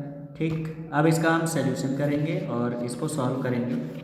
तो लिखा क्या है, बहुत ही इंपॉर्टेंट टॉपिक है, ध्यान रखना है। ठीक है ना, इसके आने के चांस हैं पूरा इस बार। तो IMP है ये आपका टॉपिक, ये ध्यान रखना। ठीक, क्या पूछा जा रहा है ये ध्यान दीजिए, आइंस्टीन के प्रकाश वैद्युत समीकरण का निगमन कीजिए। ठीक, तो सबसे पहले हमें क्या करना होता है, स्टेटमेंट लिखना होता है। तो हमने आपको बताया था कि आइंस्टीन ने सन 1905 ईस्वी में प्लांक क्वांटम सिद्धांत के आधार पर प्रकाश वैद्युत प्रभाव का सफल व्याख्या किया था। और इन्होंने बताया था कि जो प्रकाश होती है, ठीक, प्रकाश जो होती है वो सूर्य से जो होती है, या ये कह सकते हो कि जो प्रकाशिक स्रोत होती है या प्रकाश स्रोत से निकलने वाली जो ऊर्जा होती है वो छोटे छोटे बंडलों के रूप में उत्सर्जित होता है। ठीक, और इन छोटे छोटे बंडलों को हम क्या कहते हैं, फोटॉन। ठीक, तो फोटान की ऊर्जा कितनी होती है आपको पता ही है, फोटान की ऊर्जा कितनी होती है, E = h होती है, यही तो होती है ना, आपको अभी हमने बताया था, ये हो गई फोटान की ऊर्जा। अब जब ये फोटान किसी जो है पृष्ठ पर आपतित होता है, जैसे ये हो गया, ठीक, ये कोई जो है धातु है, ठीक, अब इस धातु पे ये हो गए फोटान, तो ये इस तरह से ये जो है फोटान जो होती है बंडलों के रूप में इस तरह से चलती हैं और इन्हीं बंडलों को हम फोटान कहते हैं, ठीक, और इसकी ऊर्जा कितनी होती है, E = h न्यू, ठीक। तो जब यहाँ ये धातु पे आपतित होती है, तो धातु पे आपतित होती है तो इस आपतित प्रकाश में जो होते हैं, यानी ये जो धातु होती है, ये धातु में मुक्त इलेक्ट्रॉन होते हैं, तो ये इलेक्ट्रॉन इस ऊर्जा को क्या करते हैं, अवशोषित कर लेते हैं, ठीक। अवशोषित होने के बाद इस फोटान की जो ऊर्जा होती है, ये इस धातु से इन इलेक्ट्रॉनों को उत्सर्जित करती है, ठीक, ये इलेक्ट्रॉन होते हैं, ठीक। तो इन इलेक्ट्रॉनों को ऊर्जा जब मिलती है तो ये क्या होते हैं, उत्सर्जित हो जाते हैं, और उत्सर्जित होने के बाद इस तरह से ये बाहर निकल आते हैं। अब उत्सर्जित हो जाते हैं तो इनको उत्सर्जित करने में कुछ वर्क करना पड़ता है, तो ये हमारी जो ऊर्जा होती है E, ये क्या करती है, पहले इन इलेक्ट्रॉनों को उत्सर्जित करती है, यानी वर्क करती है उत्सर्जित करने में, ठीक। तो ये उत्सर्जित होने की जो क्रिया होती है, इसे हम कहते हैं कार्यफलन, ठीक। वह न्यूनतम ऊर्जा जो किसी धातु से इलेक्ट्रॉन उत्सर्जित करने के लिए आवश्यक होती है, उस धातु का क्या कहलाती है, कार्यफलन, ठीक। अब ये उत्सर्जित हो गए, अब इनको चलने के लिए कुछ एनर्जी की ज़रूरत पड़ती है, तो इनको यही ऊर्जा जो शेष ऊर्जा बचती है वो किस रूप में व्यय होती है, गतिज ऊर्जा के रूप में, ठीक है ना, गतिज ऊर्जा के रूप में व्यय हो जाती है, ठीक। अब हम इसकी वैल्यूज रख देंगे, तो चूंकि अभी अभी हमने आपको बताया था E = क्या होता है, h न्यू, और चूंकि आपको पता है W = क्या होता है, h न्यू नॉट होती है, तो यहाँ पे इसकी हम वैल्यूज रख देंगे, कितना होगा, h न्यू नॉट प्लस गतिज ऊर्जा के, ठीक। अब हमें करना क्या है, इसको इधर पक्षांतर कर दो, तो K = क्या हो जाएगा, h new minus h new not, ठीक। और चूँकि गतिज ऊर्जा का जो फार्मूला होता है K = वो क्या होता है, ½ mv², ठीक। तो अगर हम इसके प्लेस पे इसकी वैल्यूज पुट कर दें, ठीक है ना, क्या कर दें, इसकी वैल्यूज पुट कर दें, तो क्या हो जाएगी, तो यहाँ पे हमारी वैल्यूज हो जाएगी ½ mv², यहाँ h कॉमन कर लो, तो h कॉमन कर लेंगे तो क्या हो जाएगा, न्यू माइनस न्यू नॉट, ठीक। यही होती है आइंस्टीन का प्रकाश वैद्युत समीकरण, ठीक, यही क्या होती है, आइंस्टीन का प्रकाश वैद्युत समीकरण। तो आई होप आपको ये क्वेश्चन समझ में आ गया होगा। अब हम चलते हैं अगले क्वेश्चंस की तरफ। तो अगला क्वेश्चन आपकी स्क्रीन पे ध्यान दीजिए। तो अगला क्वेश्चन आपकी स्क्रीन पे आ चुका है, ध्यान दीजिए, क्या लिखा है, एकल रेखा क्षेत्र के कारण प्रकाश के विवर्तन की व्याख्या, ठीक। तो चलिए देखते हैं इसको हमें कैसे सॉल्व करना है, ठीक। तो जैसा कि आपको पता है भाई, कोई भी क्वेश्चंस होता है तो उसे हम सबसे पहले स्टेटमेंट के रूप में लिखते हैं। तो जैसा कि आपको पता है, हाइगेंस की तरंगिका सिद्धांत के अनुसार जो आपका जो है रेखा क्षेत्र होता है, जिसे हम AB से प्रेजेंट करते हैं, जैसा कि आपको फिगर में दिखाया गया है, ये ध्यान दीजिए, ये हमने फिगर बना रखा, ठीक। ये आपकी रेखा क्षेत्र है जिसका नाम हमने क्या दे दिया, AB, ठीक, ये हो गई, ठीक। अब इसके प्रत्येक बिंदु से निकलने वाली जो द्वितीय तरंगिकाएँ हैं वो सभी दिशाओं में एक समान रूप से निकलती है, ये देखिए, ठीक, एक समान रूप से क्या हो रही, निकल रही, ये द्वितीय तरंगिकाएँ, ठीक। और ये कहीं पर विचलित नहीं हो रही, ठीक। इसके बाद याद रखना, यहाँ पे हमने क्या किया, दो लेंस ले लिया, एक लेंस है L1 और एक लेंस क्या हो गया, L2, ठीक, ये दो लेंस है, ठीक। और यहाँ पे इनकी जो ये पर्दा है, इस पर्दे पर ये जो बिंदु O है, इसे हम केंद्रीय फोकस बिंदु के नाम से जानेंगे, ठीक। ये केंद्रीय दीप्त बैंड की स्थिति को बताएगी, या इसे हम केंद्रीय दीप्त फ्रिंज कहेंगे, या केंद्रीय उच्चिष्ट कह सकते हो, ठीक। किसी भी नाम से इसको हम जान सकते हैं, ठीक। तो चलिए इसको हम कैसे जो है डिफाइन करेंगे उसके बारे में समझ लेते हैं, ठीक। तो जैसा कि आपको पता है भाई, फिगर आपके सामने है, ठीक। अब यहाँ पे ध्यान दीजिए, ठीक। तो हमने मान लिया जो रेखा क्षेत्र है इसकी चौड़ाई क्या है, E है, ठीक।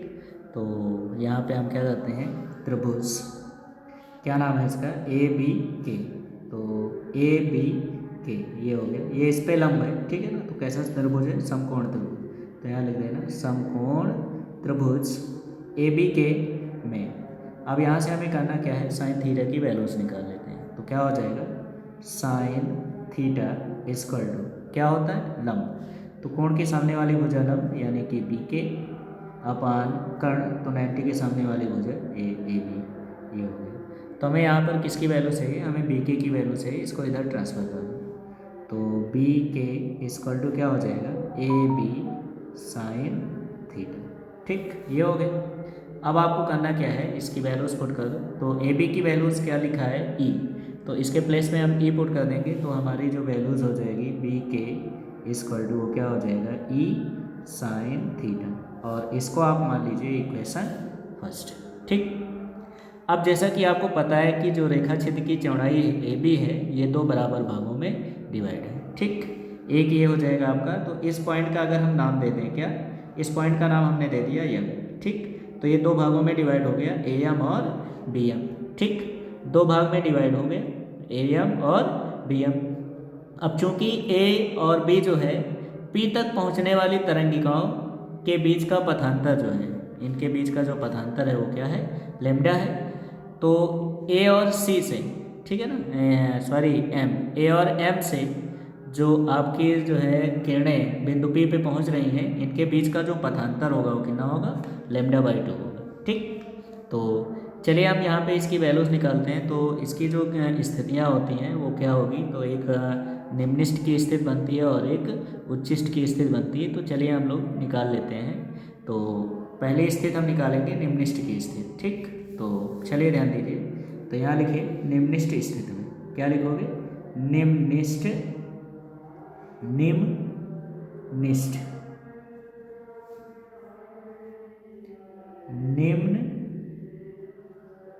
निम्निष्ट,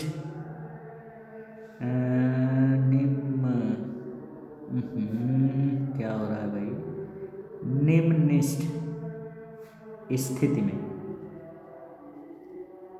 अब निम्निष्ट की स्थिति में जो बीके की वैल्यूज होगी वो किसके बराबर रखोगे, तो इसकी वैल्यूज हम रखेंगे किसके बराबर, लैम्डा के बराबर। ठीक, तो लैम्डा के बराबर रखेंगे। अब हम बीके के प्लेस पे बीके की वैल्यूज पुट करेंगे, ये यहाँ पे। ठीक, ये BK equal to E sine theta, तो यहाँ पे हम बीके के प्लेस पे बीके की वैल्यूज पुट कर देते हैं। ठीक, तो बीके इक्वल टू हमें कितना रखना है, लैम्डा। तो समीकरण एक से, समीकरण एक से, चलो समीकरण एक में रख देते हैं। तो क्या बन जाएगा, ई साइन थीटा इक्वल टू किसके बराबर हो गया, लैम्डा के।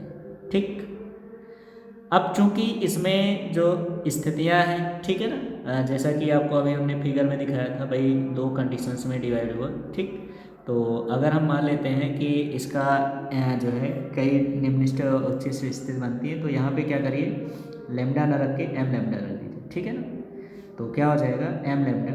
ठीक, और याद रखना ये हमारी जो फ्रिंजें होती हैं ये केंद्रीय उच्चिष्ट के ऊपर भी जा सकती है और नीचे भी बन सकती हैं, यानी इधर नीचे की ओर भी ऊपर की ओर। तो पॉजिटिव डायरेक्शन और नेगेटिव डायरेक्शन यानी यहाँ पे दोनों होंगे। तो इसको हम क्या कर सकते हैं, यानी यहाँ पे लिख दो equal to plus minus M lambda. ठीक, ये हो जाएगा। अब चूँकि जो आपका थीटा है वो बहुत छोटा होता है, ठीक है ना, तो यहाँ लिखोगे चूँकि थीटा बहुत छोटा है, बहुत छोटा है, अतः साइन थीटा को हम किसके इक्वल रखेंगे, साइन थीटा को हम रखेंगे थीटा के इक्वल। तो यहाँ पे हमारी जो वैल्यूज हो जाएगी वो क्या होगी, E theta equal to plus minus M lambda. ठीक, तो यहाँ से हमें किसकी वैल्यूज फाइंड करनी, थीटा की, तो इसको इधर ट्रांसफर कर दो। तो थीटा इक्वल टू क्या हो जाएगा, plus minus M lambda upon ई। ठीक, ये हो जाएगा। अब यहाँ से हम कोई भी वैल्यूज फाइंड करें, ठीक है ना, प्रथम द्वितीय तृतीय कोई भी स्थितियाँ निकालना चाहें तो आराम से निकाल सकते हैं। तो ये हो जाएगी प्रथम निम्निष्ट की स्थिति, यानी निम्निष्ट स्थिति में हमारी जो वैल्यूज होगी वो क्या होगी, theta equal to plus minus M lambda upon E, और इसको हमने मान लिया इक्वेशन फर्स्ट। ठीक, अब अगली स्थिति हमें निकालनी है गौण उच्चिष्ट की स्थिति। तो गौण उच्चिष्ट स्थिति, तो गौण उच्चिष्ट स्थिति की वैल्यूज क्या होगी वो निकाल लेते हैं। तो इसके लिए हम जो बीके की वैल्यूज है उसको किसके बराबर रखेंगे, तो इसकी वैल्यूज होगी किसके, 2m + 1 λ/2। ठीक, ये रखेंगे। ठीक, और यहाँ पे आपकी जो m होती है ये एक प्रकार का पूर्णांक होता है जिसकी वैल्यूज 1 2 3 आगे डॉट डॉट ये होती है। ठीक, यहाँ भी m जो होती है एक प्रकार की क्या होती है, पूर्णांक होती है जिसकी वैल्यूज 1 2 3 आगे डॉट डॉट कुछ भी हो सकती है। ठीक, तो चलिए फिर से हम समीकरण 1 में bk की वैल्यूज पुट करेंगे। ठीक, तो देखें इसका रिलेशन क्या निकल के आता है। ठीक, तो फिर से आ जाओ समीकरण 1 से। ठीक, इसको 2 मानो, एक ऊपर माना जा चुका है। तो समीकरण 1 में bk के प्लेस पे फिर से हम वैल्यूज रखेंगे तो क्या हो जाएगा, e साइन, अब हमने मान लिया इसकी जो वैल्यूज है वो क्या है, थीटा डैश।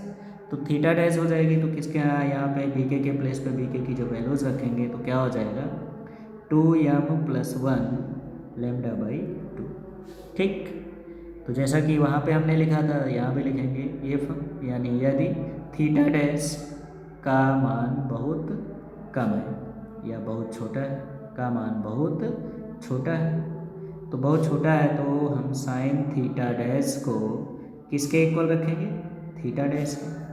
तो यहाँ से हमारी रिलेशन क्या हो जाएगी, ए थीटा डैश इक्वल टू कितना हो जाएगा 2m+1 लैम्डा बाई 2। ठीक, और इसको इधर ट्रांसफ़र कर दो तो क्या वैल्यूज आ जाएगी, तो इसकी वैल्यूज हो जाएगी theta dash equal to 2m+1 lambda by 2e। ठीक, ये आपका आ गया गौण उच्छिष्ट स्थिति की वैल्यूज, और इसको आप मान लीजिए इक्वेशन 3। ठीक, तो यहाँ से हम इसकी वैल्यूज फाइंड कर लेंगे। ठीक, अब इसके बाद अगला कंडीशंस क्या है वो ध्यान दीजिए, इसी में आपसे पूछा जा सकता है। ठीक, तो ये ध्यान रखना, तो आपसे पूछा जा सकता है विवर्तन प्रतिरूप की तीव्रता। क्या पूछी जा सकती है, विवर्तन प्रतिरूप की त्रिज्या। तो कैसे हम फाइंड करेंगे विवर्तन प्रतिरूप की त्रिज्या वो देख लेते हैं। ठीक, तो सबसे पहले आपको क्या करना है, इसकी एक फिगर ड्रॉ कर लेनी है। ठीक, तो क्या पूछ सकते हैं, विवर्तन प्रतिरूप की त्रिज्या। ठीक, विवर्तन प्रतिरूप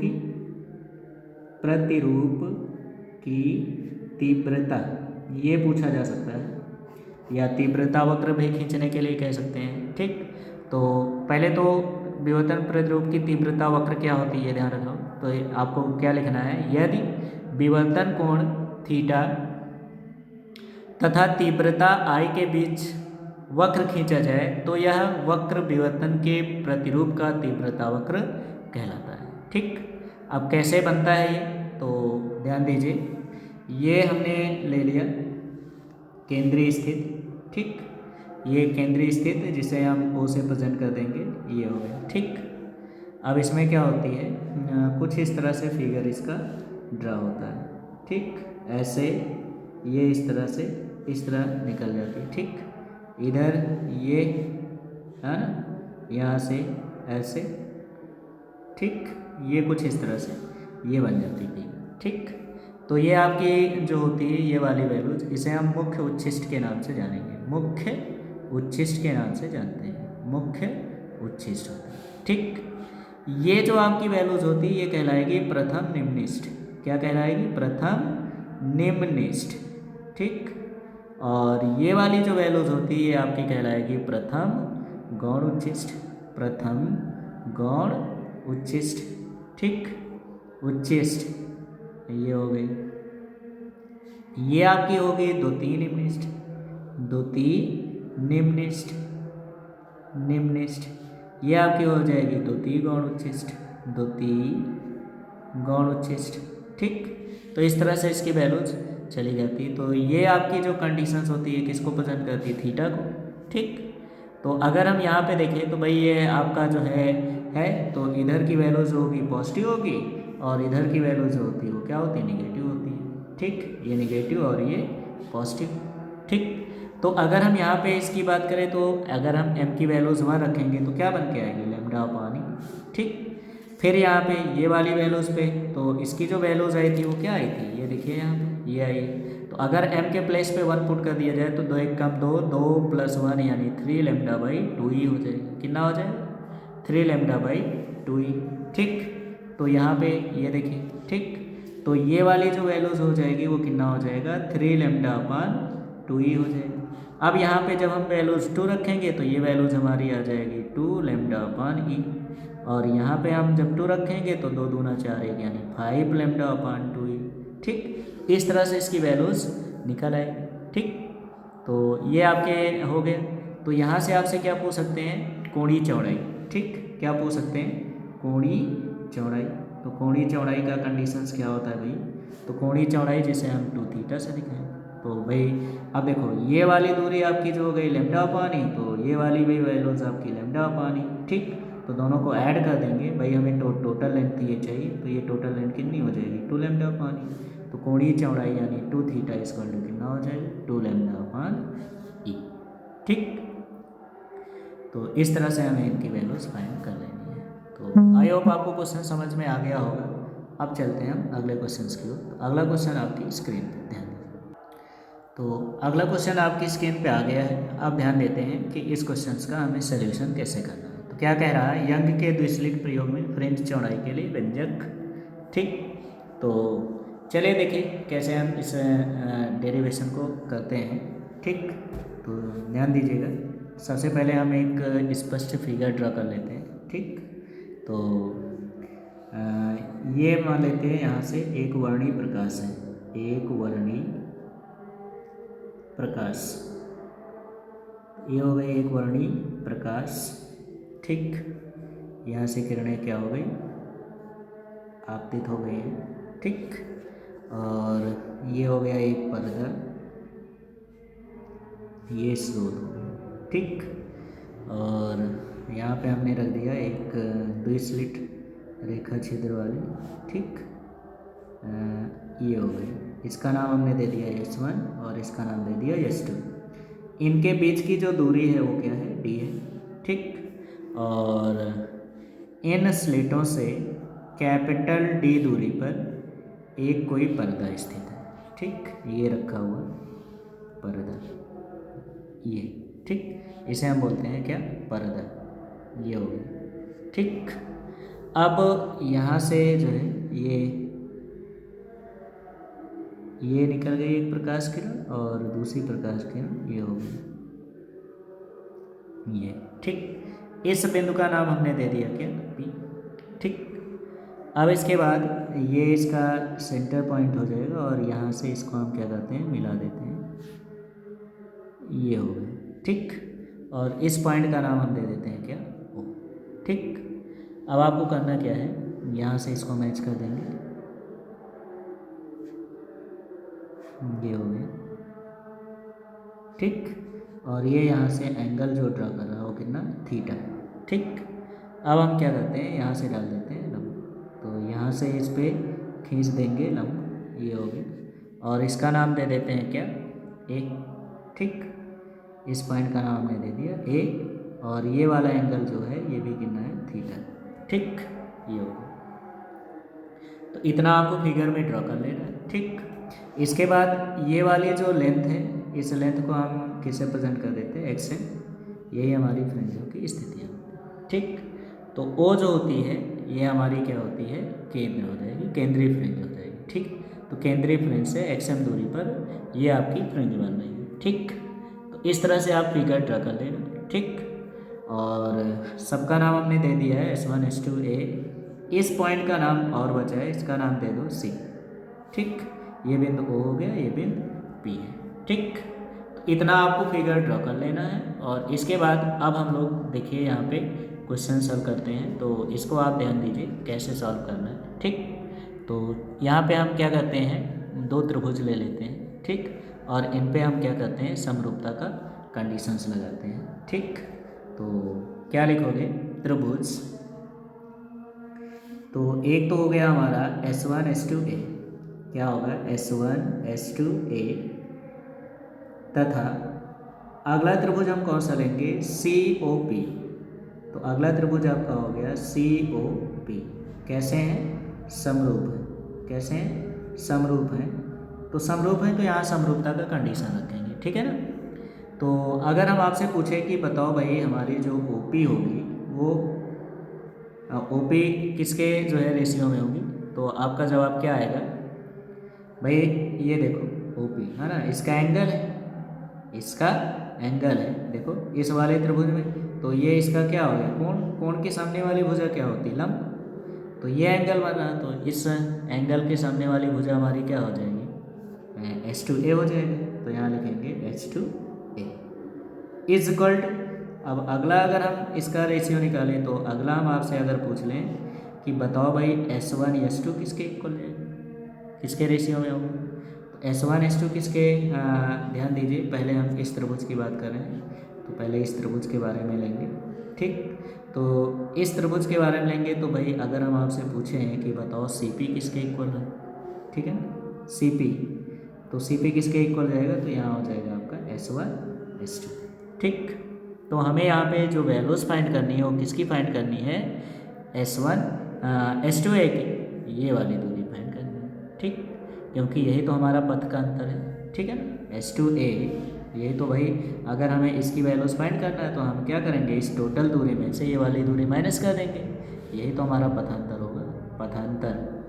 तो पथांतर यानी S2A जो होगा वो किसके इक्वल होगा, तो ये होगा S2P माइनस S1P, इसको घटा देंगे फिर मिल जाएगा। ठीक है, तो हमें किसकी वैल्यू चाहिए, S2A की वैल्यू चाहिए। ठीक, तो S2A की वैल्यूज़ कैसे फाइंड करेंगे, अब ध्यान देना। अब एक बात और यहाँ, पहले इसको हम इधर ट्रांसफ़र कर दें तो क्या हो जाएगा, S2A इक्वल टू, ये सब इधर चले जाएंगे तो क्या बन जाएगा, S1 S2 into OP upon CP। ठीक, ये हो गया। अब यहाँ ध्यान दीजिए, यदि बिंदु P, यदि बिंदु P बिंदु O के बहुत निकट हो, यदि बिंदु P बिंदु O के बहुत निकट हो, बहुत निकट हो, निकट हो, तो जो हमारा CP है ये किसके इक्वल हो जाएगा भैया, ये CO के इक्वल हो जाएगा। किसके इक्वल हो जाएगा, CO। ये भाई है, अगर ये इसके निकट आ जाएगा तो हमारा CP जो होगा वो किसके बराबर हो जाएगा, CO के। ठीक, तो अब हम इसकी वैल्यूज जब पुट कर देंगे यहाँ पे तो क्या कंडीशन निकल के आएगा, ये ध्यान दीजिए। ठीक, तो यहाँ पे हो जाएगा S2A equal to S1 S2। तो S1 S2 की वैल्यूज ये देखो, S1 S2 किसके बराबर है, D के। तो हम यहाँ S1 S2 के प्लेस पे क्या रखेंगे, स्मॉल d इंटू OP। तो OP की जो वैल्यूज है ये देखिए, इसकी वैल्यूज क्या है, XM, तो यहाँ पे हम रख देंगे XM अपॉन CP। अब CP हमारी किसके बराबर, CO, और CO की वैल्यू जो है वो क्या है, कैपिटल D, तो यहाँ हो गया कैपिटल D, ये हो गया। ठीक, तो इसको हम मान लेते हैं इक्वेशन फर्स्ट। ठीक, और यही हमारा क्या होगा, पथांतर होगा। ठीक, यही हमारा क्या होगा, पथांतर। तो यहाँ मल्टीप्लाई इसको स्मॉल x से दिखा देते हैं तो क्या बन जाएगा, स्मॉल x हो जाएगा। ठीक, ये होगा। चलो अब हम इन में दीप्त फ्रिंजों की स्थितियाँ निकाल लेते हैं। तो फिर आप यहाँ लिखोगे दीप्त फ्रिंज की स्थिति। तो अब क्या लिखोगे, दीप्त फ्रिंज की स्थिति। अब दीप्त फ्रिंज की स्थिति क्या होती है ये निकाल लेते हैं। ठीक, तो दीप्त फ्रिंज की स्थिति में हम जो पथांतर निकाले थे वो क्या निकला था हमारा, तो यहाँ पे S2A की वैल्यू जो थी वो कितना था, m लैम्डा, यही तो निकला था। ठीक, तो इसकी वैल्यू जब हम यहाँ पे पुट कर देंगे समीकरण 1 में, तो समीकरण 1 से तो S2A की जगह इसकी वैल्यूज पुट करोगे तो m लैम्डा इक्वल टू क्या होगा, XMD अपॉन कैपिटल D। तो इसको इधर ट्रांसफ़र कर दो तो XM इक्वल टू क्या होगा, MD lambda upon small d। ठीक, ये हो गई दीप्त फ्रिंज की स्थिति, यही क्या होगी, दीप्त फ्रिंज की स्थिति होगी। ठीक, अब इसके बाद आपको करना क्या है, अदीप्त फ्रिंज की स्थिति निकाल लेनी है। तो चलिए देखते हैं अदीप्त फ्रिंज की स्थिति क्या निकल के आती है। तो अदीप्त फ्रिंज की स्थिति, अदीप्त फ्रिंज की स्थिति। अब अदीप्त फ्रिंज की स्थिति निकालेंगे तो XM इक्वल टू क्या हो जाएगा, पहले इसकी हम लोग वैल्यूज मतलब ये जो मान रखेंगे यानी कि H2A की वैल्यूज़ वो किसके बराबर रखेंगे, 2m-1 लैम्डा बाई 2k, किसके बराबर रखेंगे, लैम्डा बाई 2k। ठीक, तो जब हम यहाँ पे रख देंगे समीकरण एक में, तो समीकरण एक से, ठीक, तो क्या हो जाएगा, 2m-1 lambda by 2 is equal to कितना हो जाएगा, XMD अपॉन कैपिटल D। तो यहाँ से जब इसकी वैल्यूज फाइंड करेंगे तो क्या निकल के आ जाएगी, तो ये निकल के आ जाएगी XM equal to 2m-1 D lambda upon 2D। ये हो गई, तो ये हो गई किसकी स्थिति, अदीप्त फ्रिंज की स्थिति। ठीक, अब हमें क्या निकालना है, फ्रिंज चौड़ाई। ठीक, तो चलिए निकाल लेते हैं फ्रिंज चौड़ाई का व्यंजक, ठीक है ना। तो फ्रिंज चौड़ाई, तो सबसे पहले आपको फ्रिंज चौड़ाई के बारे में पता होना चाहिए, फ्रिंज चौड़ाई क्या होती है। ठीक,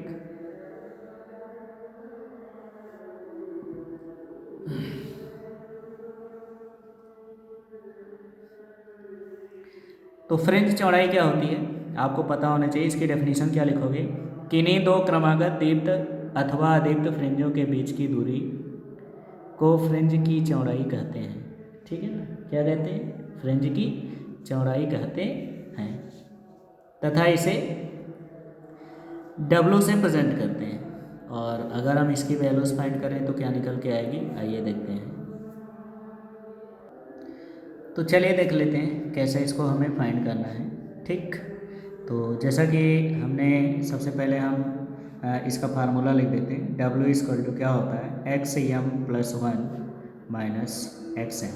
ठीक, तो अगर हम दीप्त फ्रिंज के लिए निकाल रहे हैं, दीप्त के लिए, तो दीप्त के लिए आपको कंडीशंस अभी निकल के आया था, XM इक्वल टू क्या आया था, MD lambda upon small d। ठीक, तो अगर हम M के प्लेस पे M+1 पुट कर दें क्या हो जाएगा, तो ये बन जाएगा XM+1 इक्वल टू क्या होगा, M+1 D lambda upon small d हो जाएगा। ठीक, तो अब हम इसमें जो है पुट कर देंगे तो क्या बन जाएगा आपका, W इक्वल टू हो जाएगा, इसके प्लेस पे इसकी वैल्यूज रखेंगे, ब्रैकेट ओपन कर दो, तो क्या हो जाएगा, MD lambda upon small d plus D lambda upon small d। ठीक, और इसके बाद हमें क्या करना है, माइनस साइन लगाएंगे और XM के प्लेस पे XM की वैल्यूज रख देंगे, तो क्या हो जाएगा, MD lambda upon small d। ये भाग से ये भाग कैंसिल हो जाएगा, तो W इक्वल टू क्या हो गया, D lambda upon small d। और यही होता है फ्रिंज चौड़ाई का व्यंजक। ठीक, यही क्या होता है, फ्रिंज चौड़ाई का व्यंजक। तो इस तरह से हम क्वेश्चंस को सॉल्व कर लेंगे। ठीक, तो आज के लिए बस इतना ही, आगे हम लोग इसको कंटिन्यू रखेंगे और बहुत सारे इसमें क्वेश्चंस हैं, जैसा कि आप लोग देख सकते हो। यंग के द्विस्लिट प्रयोग में फ्रिंज चौड़ाई का व्यंजक ये हो गया है। ठीक, इसके बाद हम संपोषी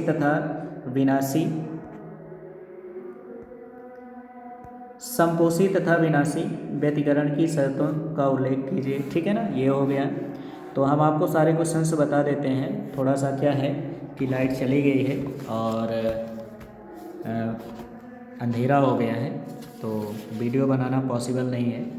ठीक, तो अभी जो है समय भी लग सकता है आने में, तो आप लोगों को क्वेश्चन दिखा देते हैं, इनको सॉल्व कर लो और किसी भी डेरिवेशन में।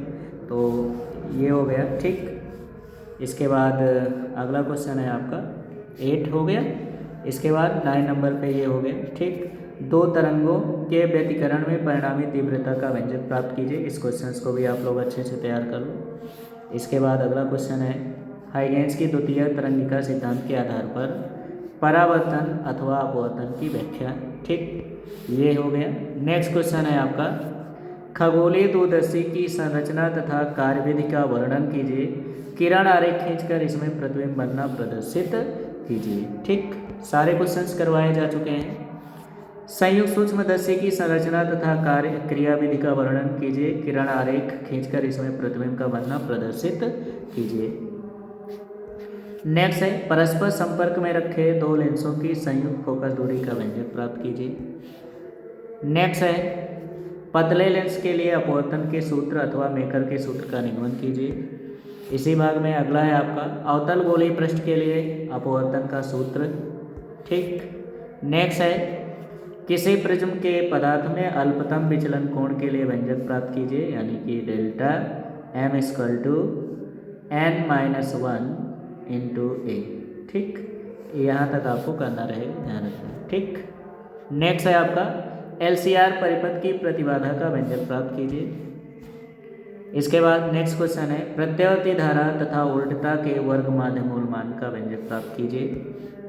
इसके बाद नेक्स्ट है L लंबाई की धातु की क्षण कोणीय वेग से अपने सिरे के परितः घूर्णन कर रही है, चुंबकीय क्षेत्र भी क्षण के घूर्णन अक्ष के समांतर आरोपित है, तो क्षण के सिरों के बीच प्रेरित विद्युत वाहक बल का व्यंजक प्राप्त कीजिए।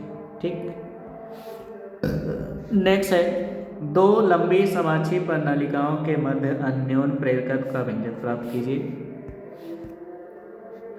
नेक्स्ट है प्रणालिका के स्वप्रेरकत्व का व्यंजक प्राप्त कीजिए। नेक्स्ट है कुंडली के स्वप्रेरकत्व का व्यंजक प्राप्त कीजिए।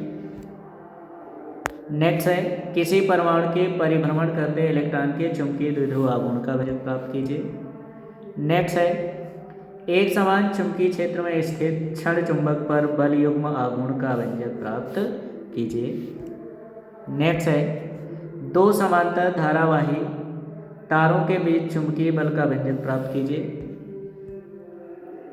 नेक्स्ट है चुंबकीय क्षेत्र में कण की गति का व्यंजक प्राप्त कीजिए। फिर इसके बाद अगला क्वेश्चन है प्रणालिका के भीतर उत्पन्न चुंबकीय क्षेत्र का व्यंजक प्राप्त कीजिए, जिसमें आप लोगों ने बी की वैल्यूज निकाली थी म्यू नॉट एन आई। ठीक, ये वाला डेरिवेशन आपको करना है। ठीक है ना। नेक्स्ट है एम्पियर के परिपथीय नियम का निगमन कीजिए, जिसमें आपने किया था line integral B D L equal to mu not I. तो इस डेरिवेशन को आपको प्रूव करना है।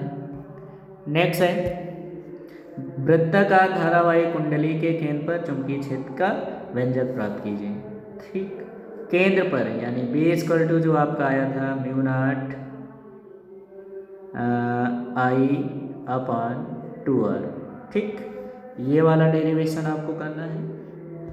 और इसके बाद साथ में नेक्स्ट क्या है वृत्ताकार धारावाही कुंडली के अक्ष पर चुंबकीय क्षेत्र का व्यंजक प्राप्त कीजिए। ठीक, अक्ष, तो अक्ष के लिए क्या निकल के आया था B equal to mu not N I square mu not N I square upon 2 capital R square plus X square की पावर 3/2। ठीक, शायद यही आता है, ध्यान लेना, थोड़ा सा कन्फ्यूज़न है कि N I square mu not N I square R शायद होता है। एक मिनट, हाँ कंफर्म हो गया, यहाँ आई स्क्वायर नहीं mu not N I R square होता है। ठीक, mu not N I R square upon 2 R square plus X square की पावर 3/2, ये वाला डेरिवेशन करना है। ठीक, नेक्स्ट है बायो-सेवर्ट के नियम अथवा धारावाही चालक के कारण चुंबकीय क्षेत्र का व्यंजक प्राप्त कीजिए, यानी यहाँ पे आपको निकालना है D B equal to mu not upon 4 pi D L sine theta upon R square, इस व्यंजक को प्राप्त करना है। नेक्स्ट है आपका व्हीटस्टोन सेतु का व्यंजक प्राप्त कीजिए P upon Q equal to R upon S. Next है आपका सेल के टर्मिनल विभवांतर विद्युत वाहक बल और आंतरिक प्रतिरोध का व्यंजक, जिसमें आप लोग प्रूव करते हो V equal to E minus I R, इस व्यंजक को हमें प्रूव करना है। ठीक, नेक्स्ट है विद्युत धारा तथा अनुगमन वेग में संबंध, यानी कि I equal to N E A V D, इस डेरिवेशन को हमें प्रूव करना है। ठीक, नेक्स्ट है आवेशित समांतर प्लेट संधारित्र की प्लेटों के बीच विद्युत क्षेत्र में ऊर्जा घनत्व का व्यंजक आपको प्राप्त करना है। तो ऊर्जा घनत्व यानी कि U, एक मिनट, U इक्वल टू आपको निकालना है 1/2 एप्सिलॉन नॉट ई स्क्वायर। इस डेरिवेशन को आपको प्रूव करना है, ठीक। और ध्यान देना है यहाँ पे एक चीज़ और है, अनुगमन वेग के आधार पर, अनुगमन वेग के आधार पर ओम के नियम का सत्यापन, ठीक है ना। अनुगमन वेग के आधार पर ओम के नियम का सत्यापन, आधार पर ओम के नियम का सत्यापन, नियम का सत्यापन। इस डेरिवेशन को तो अच्छे से तैयार कर लो, ठीक है ना। इस बार 5 नंबर में आने के चांस हैं, ठीक। नेक्स्ट है आवेशित संधारित्र की स्थिति ऊर्जा का व्यंजक, यानी क्या निकालना है आपको, यहाँ पे निकालना है U equal to half CV square, ठीक। नेक्स्ट है समांतर प्लेट संधारित्र की धारिता का व्यंजक जब प्लेटों के मध्य वायु हो, यानी C इक्वल टू आपको निकालना है A एप्सिलॉन 0/d। और साथ में परावैद्युत पदार्थ के बारे में भी, जब आंशिक रूप से परावैद्युत पदार्थ भरा, ये देखिए, ठीक। जब प्लेटों के मध्य आंशिक रूप से परावैद्युत पदार्थ भरा, ठीक। नेक्स्ट है आवेशित चालकों के संयोजन पर आवेशों के पुनर्वितरण ऊर्जा हानि का व्यंजक प्राप्त कीजिए। नेक्स्ट है एक समान वैद्युत क्षेत्र में विद्युत द्विध्रुव को घुमाने में किए गए कार्य का व्यंजक प्राप्त कीजिए। नेक्स्ट है आपका वैद्युत द्विध्रुव की स्थिर ऊर्जा का व्यंजक प्राप्त कीजिए। नेक्स्ट है आपका किसी बिंदु आवेश के कारण वैद्युत विभव का व्यंजक प्राप्त कीजिए। फिर नेक्स्ट है अक्षीय अथवा निरक्षीय स्थिति में वैद्युत द्विध्रुव के कारण विभव का व्यंजक, साथ में तीव्रताएं भी आप तैयार कर लीजिए, ठीक। नेक्स्ट है आपका गॉस की प्रमेय की सहायता से लंबे तार के निकट वैद्युत क्षेत्र की तीव्रता का व्यंजक, ठीक। तो इतने क्वेश्चंस आप वो कर लीजिए। बाकी आपको इन क्वेश्चंसों में कोई डाउट आती है, किसी डेरिवेशन के बारे में अगर आपको नहीं पता है तो आप लोग बताइएगा कमेंट करके, हम उसका डेरिवेशन अपलोड कर देंगे। तो थोड़ी सी असुविधा होने के कारण इन सारे क्वेश्चनों के हम सल्यूशन नहीं बता पाए हैं। तो अगर कोई दिक्कत होती है तो क्वेश्चन हमने सभी आपको दिखा दिए हैं। तो इन सारे क्वेश्चंस को एक बार आप लोग बारी बारी सारे डेरिवेशन कर लीजिए। अगर कोई दिक्कत आती है तो आप ज़रूर इन्फॉर्म करिए, हम आपको पूरी वीडियो अपलोड कर देंगे, ठीक। तो आज के लिए बस इतना ही, मिलते हैं नेक्स्ट वीडियो में।